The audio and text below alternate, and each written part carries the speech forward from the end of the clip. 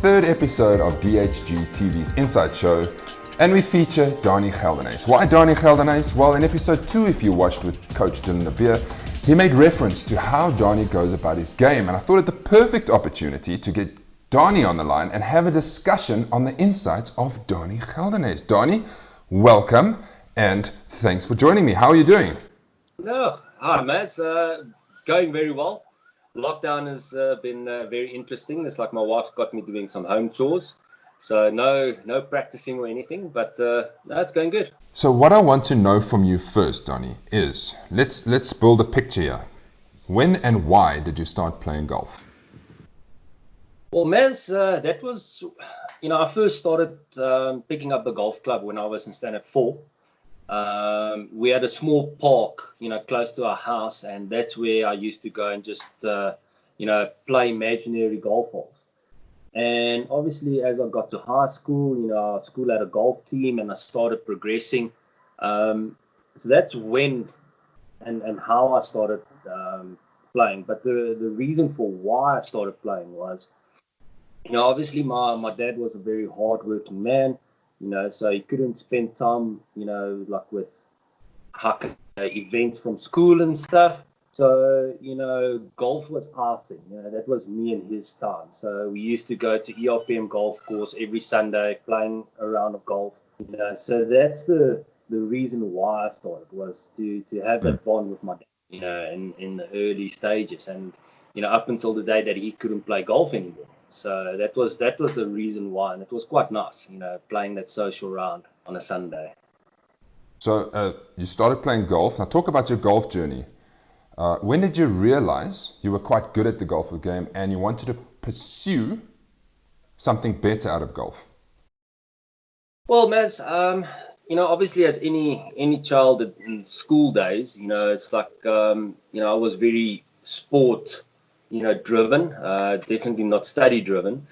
And, in my matric year, I was playing golf, chess, tennis, cricket, so I was very active. And at that stage, I was, I think, a 7 handicap in golf. And, after school, it just came about to say, listen, what do I want to do with my life? And I knew, sitting in front of the books was not my forte. And I chose golf at that stage, and I went to a couple of professionals, for coaching. That lasted 3 years, and unfortunately, a little bit of a tragedy, struck our side, and I had to go and look for work. And at that stage, the only thing that my coach at that stage, Gavin Levinson, said to me was, why don't you think of going into golf? So I said to him, well, yes, I don't know what to do. And he actually helped me to contact the PGA of South Africa. And I actually got a work as an apprenticeship at Royal Johannesburg in Kensington. And I worked there for 4 years. I did my PGA diploma. So finished that, went up to Zabula. I was head pro there. My second stint there was the golf director. And then I started working for TaylorMade, and that's where my love, what I'm doing now, club fitting, and especially helping people, that's where that came in. It's like from my TaylorMade days. The question that I'm sure that many Duckhook golfers who have played with you or have encountered being around you is, how are you so consistent when it comes to playing a round of golf? Yeah, that's an interesting question, Amaz. I would say definitely I wasn't that consistent sort of 3-4 years ago. But, the big thing for me is when I'm on the golf course, and that's where I have to go back to Coach Dylan side as well. It's the mentality. My mental side is a key factor. If you put me in a bad shot, I still will feel I can make a par on any hole from any situation. And I think that's the reason why I'm also so consistent, is because of that mentality of, okay, I can make a par still from anywhere. Drop a shot, in a water hazard or anything, I can still get out with a par. And not to take this away as well, it's like my setup routine. It's like my setup routine after every shot is basically the same. It's step away, imagine the shot, calming the nerves before I hit, and that's also got a big influence because it's just that reset button after every shot. Even if I had a bad shot before, I still get into that zone, to make that perfect shot the next one. So, I would say that's definitely one of the big things. Take that into pre-game practice. How does Danie go about practicing? Well, obviously with me being based at Glendower now, with the fitting studio, the coach there, Tyrone Twilly, he's been helping me this last sort of, I would say sort of 6-7 months, with my swing. Just there was a couple of flaws in there, and at the end of the day, it's just to try and get that, consistency in the game. And yet again, the same as what Coach Dylan said. Standing on the range, it's practicing with a purpose. That's your target line. Do your same setup routine when you're there. So it's like that execution of the shot on the practice range, and that will flow onto the golf course. So it's basically working still on the game, the finer things, and then basically taking that implementation from the range to the golf course. But yeah, at the end of the day, it's like I try and practice a lot more than what I used to do like 2 years ago. Obviously the pressure is on, so it's like I've got a whole community that feels, I'm one of the best golfers in the group, and I still need to keep that same level. And when you talk about level, what is the challenge now this year for you? When you look that you're playing off a lesser handicap? Yeah, obviously, it's like the first thing that I can say is I see it as a challenge for myself. The last 2 years I was floating around a 2 handicap, 3 handicap, out on the games, and this year it's +1 scratch, and every round is a challenge for me. So at the end of the day, it's like I want to shoot 72. That's my aim. That's my target for every round. So that's what I try and achieve when I get out on the course, and it's to try and get as close to that number as possible. So now, before we get to a Duckhook round, talk us through your mental preparation beforehand, before we're playing a specific golf course. I don't know if you have an example in mind, and take us through your thinking. Yeah, obviously, it differs from course to course. We're lucky that we're playing a whole different lot of courses. So, a good example like Glendower. I know the course quite well. In my academy days, I used to play there quite a lot. I used to play 2-3 times a week. So I know what to do, what not to do on the course. And, so for me, Glendower is an easy course from a mental preparation, because I'm standing on the first tee box, and I know already what my game plan is. But now a good example, a course like, Wingate. Wingate's actually a very easy course, but for me, it's one of those courses where I struggle to play well, and it's already before the time. It's like you're going with a little bit of it's not a great golf course for me, and it's a little bit of a negative mindset. But then, I'd still try and get that same thing of my target is 72 that I want to shoot on the day. It's like try and make a par from any situation that I can, and it's just trying to keep that positive mental side instead of just going down. And it's hard, it's a course which, if you look at my history, is not great. But then I still need to try and be positive to say, okay, today's the day where we change the luck, and change the fortune. I would like to know, what is your favorite club in the bag that you can always pull out and this is going to be a good shot? Geez. I would definitely say my 7-iron because I practice so much with it. So it's like the grooved in. If you said to me a couple of years ago, it would have been my driver. Like there's nothing greater than standing on a tee box and you just give it 110% and the shot comes 100% off. But unfortunately, as I said before, I was going through swing changes, so the driver's not 100% there yet. But 7-iron at the moment, I can do magic with that. And how is your short game in comparison? Would you say you've got a very good short game? That's an interesting question. It changes from day to day. I would say my short game is the side of my game that I practice the least. Lately I've been spending a lot more time on it. Especially beginning of the season. Practicing more chipping, putting. And it's sort of, if you look at my last few scores, it's like it's gone up a little bit, and that's where I lost shots.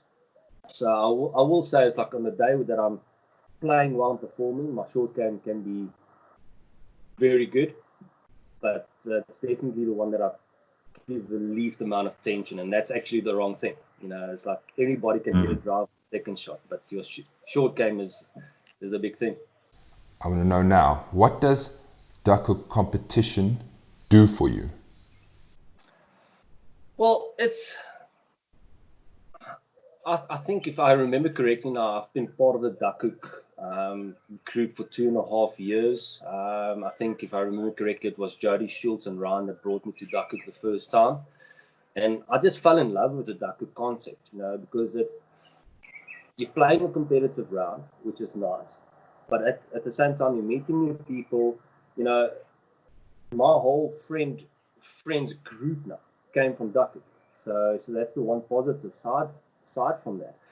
But what I like really about the Duckhook as well is we're playing different courses all around the country, which is absolutely great. It's like we're making good friends on the Duckhook community.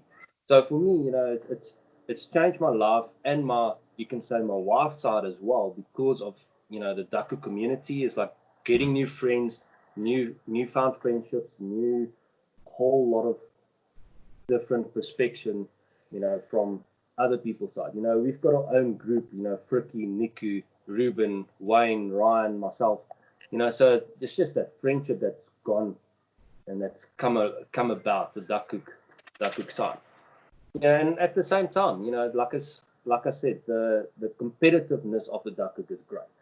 Where can you go and play for such a beautiful trophy like the Summer Cup trophy that I won last year? That Eagle trophy is awesome. I want to get one for myself. So, there's a lot of attributes and a lot of things that make Duckhook great. So now you speak about the trophy, the Summer Cup trophy that you won. Let's quickly go back into the memory banks and relive the Summer Cup and describe winning your first major. That was one thing you hadn't won yet. It went down to a playoff with Dylan Stafford. It was very exciting. Great round of golf. But now, talk us through the first playoff hole. And if I remember correctly, your drive went behind the trees. Take us from there. Well, Maz, I'm just going to jump a little bit backwards to that. During the normal round of play, Frikkie was, so obviously when I play, I try not to look at live scoring that much. And Frikkie was also, on live scoring, and we had a chat and we saw that Dylan was ahead, I think, by 2 shots at that stage, and that was hole number 14. So, and I just said to Frikkie at that stage, I said, it's like, today's going to be my day. I feel today I'm going to take it. And obviously finished on -3, and I had, a birdie chance on 17. I had the normal par out of the bunker on 18. So that set it up. It's like I finished on a high there. I felt the game was great.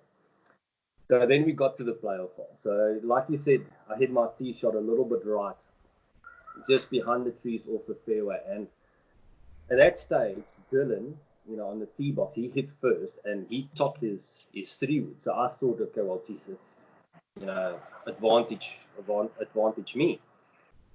So I blasted out right, and when we walked up, I saw Dylan was on the middle of the fairway, and his ball actually rolled further than what I thought. So I had a little bit of a walk to sort of close to my ball just to see where it was in the trees, but not to give everything away to Dylan.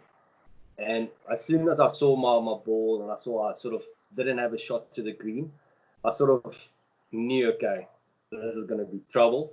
So I walked back to level par to Dylan so that he can think, okay, I'm fine, I'm happy, I'm cool, calm, collective. And that's when he put his ball in the bunker. And that opened the door for me, because then I knew, okay, I've got a chance. Because that bunker shot was quite a difficult one. You know, it was, if he hit it too well, it's water hazard. You know, if he duffed it in the bunker, so it was a very precise shot that he had to hit. So my goal was from there just to be on the green or close to the pin as I could be for 3. And luckily, I actually hit it where I was during normal play on the green for 3. So Dylan almost hit it in the water, left the putt short, made a 5, and I stood and I thought to myself, okay, I know how the putt was going to turn. And I actually hit it pretty well, just a bit hard. And that's when it just went past the hole. So luckily I made that sort of small knee jerker or par I thought would drop just in time on the hole. So that was... Back to the 18th. Yeah, that was quite an interesting one. So we got to the tee box. And there was actually other people that was finishing their normal round. So we just said to them, listen, please, we're playing a playoff match. So can we just go ahead? And they said, no, it's cool. And Dylan hit first again. And as soon as I saw his ball sort of started going right edge fairway. So I knew he was in trouble.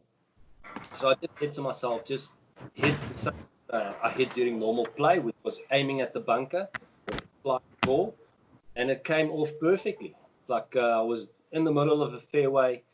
And obviously driving up, Fricky was like, yo, go Danie. And I got a little bit nervous. So as we stopped to look for Dylan's ball, I said to Fricky, no, I need a little bit of space. So that's when I walked up to my ball, calmed my nerves. And at that stage, Dylan had a very impossible shot. He was 195 or 194 meters out, in thick rough with a tree hanging down, so, and that just opened the door, because as soon as he hit his first shot, which wasn't a great shot, just onto the fairway, which was just ahead of mine, I knew I just had to hit it on the green. And it was it was quite interesting, because from my perspective, when I hit that second shot, I hit it so good. And, it's one of those shots where it's like you hit it perfect and it just keeps its line. It's not doing anything in the air. And I knew it was close, but I didn't think it was that close as the reaction of the guys. Because, from what I heard, it pitched at the back. It spun back past the hole, almost holing and stopping like a meter away. And so yeah, like at that stage, I knew it's like I had one hand on the trophy. And then when Dylan hit his bad shot like for his third, I knew it was mine. One of the highlights for me in the whole Duckhook journey is seeing all the players standing around the 18th green waiting for you to win this thing, and the reception you got once you had sunk the putt, made the birdie, confirmed that you are now a major champion, and the way everybody reacted. Tell me, how did that make you feel? I kind of saw a bit of a tear in your eye there. That's the closest you'll get to a tour experience, with crowds sitting around the greens, like waiting, shouting. So it was definitely, it was the first time I had that feeling.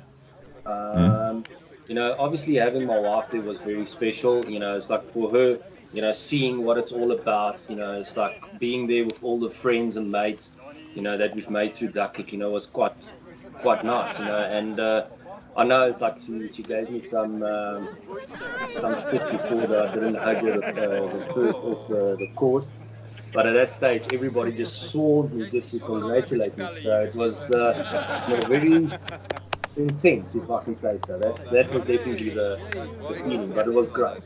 Honestly, it was great. Great. And then to walk away with a second play of the season, just to cap it all off.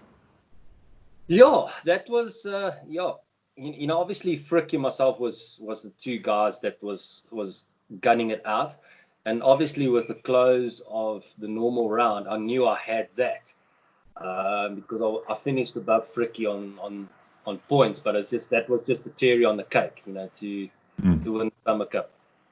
Then the final question I want to ask you, Danie. The final question is your goals for 2020, the season. One of the goals I have for you, you came so close last year, is to win the Classic. What are your goals? Maz, obviously, it's like all the medal events is where I thrive. So the Classic, obviously, all the majors. So obviously, the Classic being 2 years ago, winning it second last year, I really would want to take it again this year. We're playing at Nkonyeni, if I'm correct. No, it will be my first time playing there, so that would be also a great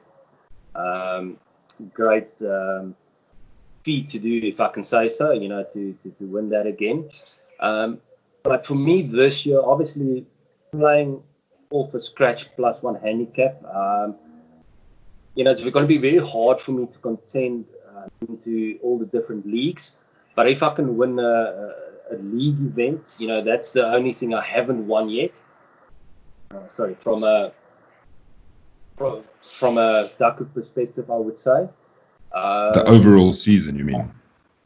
Yeah, well, it's like overall season winner. So that would be that's one of my goals. And still, be in contention for player of the season. I think I've built a good platform, for the year. This coronavirus is unfortunately upsetting the Duckhook Golf now at the moment because we have to postpone or cancel maybe a few events. But, I just want to get out there, practice again and, get on the golf course and play my best. And hopefully at the end of the year, I'm in contention. That's all I want. Well, Danie, thank you very much for your insights. It's been a pleasure to talk to you, and I'm sure that everybody listening would have enjoyed Danie's insights. So until the next time, for episode 4, thanks for joining us.